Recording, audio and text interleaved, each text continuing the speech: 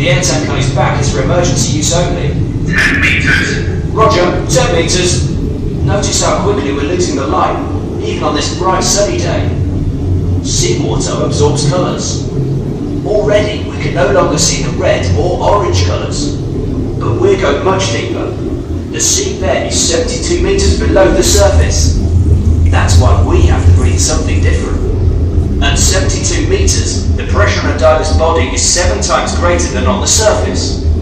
Turning on exterior lights. 30 meters. Roger, 30 metres.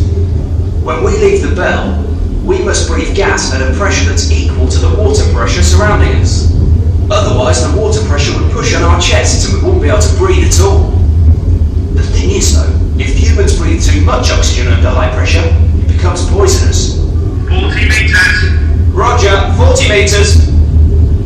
Normally, when we're breathing a mix of oxygen and helium, our voice sounds like this. It sounds a bit like Donald Duck, yes? Today, we're using an electronic unscrambler to bring the frequency of my normal voice back. To the way it sounds on the surface when I breathe air. That's a remotely operated vehicle over there, by the way, called an ROV. It's the observing eyes of the control team. When our bodies are under pressure, something else happens. More of the gas we breathe dissolves into our blood and tissues than it would on land. That's okay while we stay on the sea bottom, but if we then swam back up to the surface, it would be very dangerous. You know when you take the top off a soda bottle and the bubbles spit out? Well, that's because the pressure in the bottle is suddenly reduced. If a diver rises too quickly, the same thing happens to his blood. It fills with bubbles and causes decompression sickness. This is called the bends. It's very painful and can actually kill you. 60 meters. Roger, 60 metres. That's why we have to stay under pressure all the time we're working. The inside of this bell is kept at the same high pressure as the seabed, like the compression chamber we live in when on board the support vessel. Can you see the bottom yet, Albert? Yes, we can. Come down another 2 metres. Okay, let's go to work.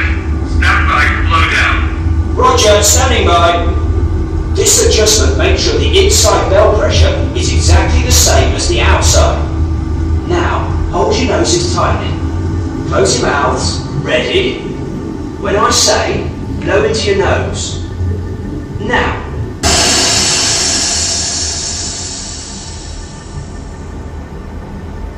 Good.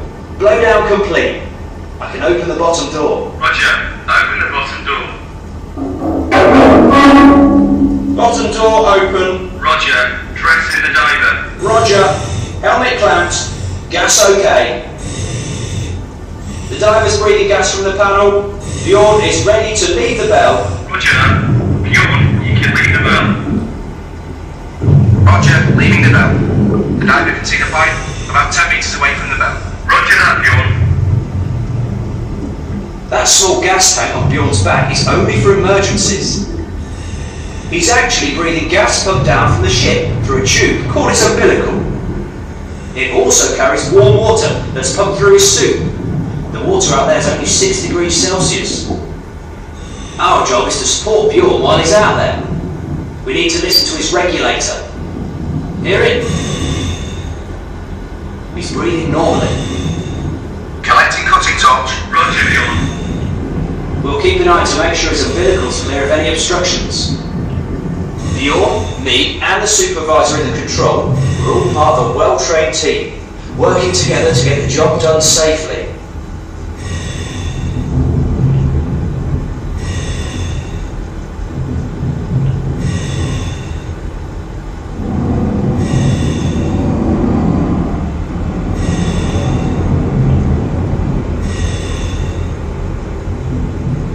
Ready to start cutting. Oxygen flow on. Make it hot. Roger, make me hot. Okay, here's the job we have to do. This is the riser pipe coming down from the platform. Oil out of our wells will travel through this pipeline and eventually along the seabed pipeline to England for further processing. The diver's task is to prepare the riser and the pipeline on the seabed to be welded together. previous shifts, the divers used buoyancy balloons and directed the cranes on board the vessel at the surface. This supported the lifting and pulling of the end of the pipeline into position for the tie-in. The two ends of the pipe are cut in preparation for the final bridging section that will be lowered and welded into place.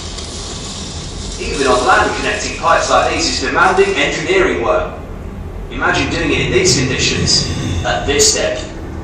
Ready for the final cutting. Just a little bridge left. Can you increase the hot water temperature for the diver? Roger, Bjorn. Make sure the pipe doesn't hit you. Sure. Make it hot. Here goes.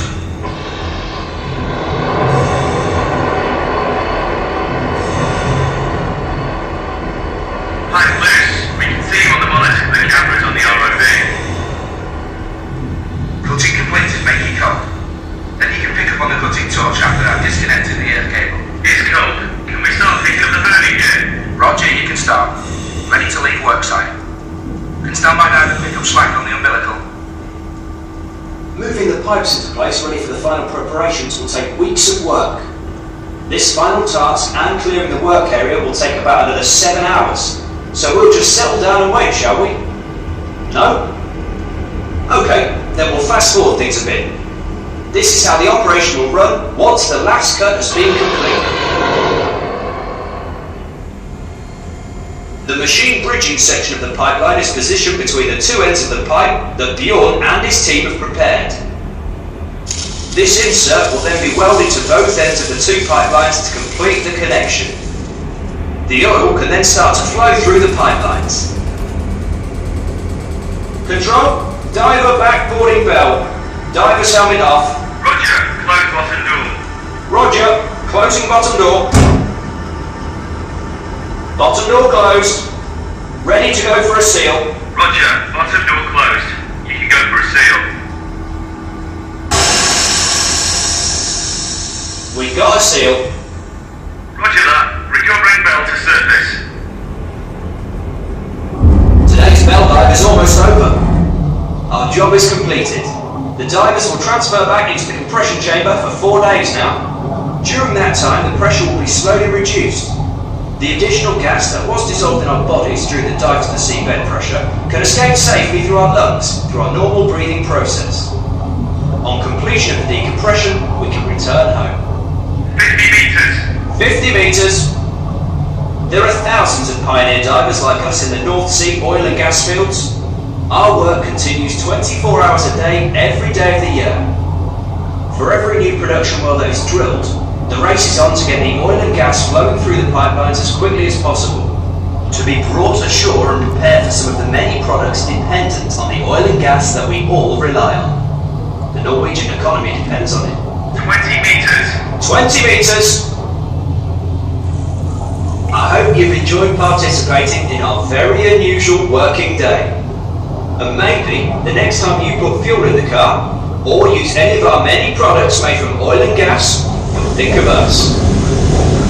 Bell on surface. Bell on surface. Goodbye from Bjorn and me. Maybe we'll see you again sometime.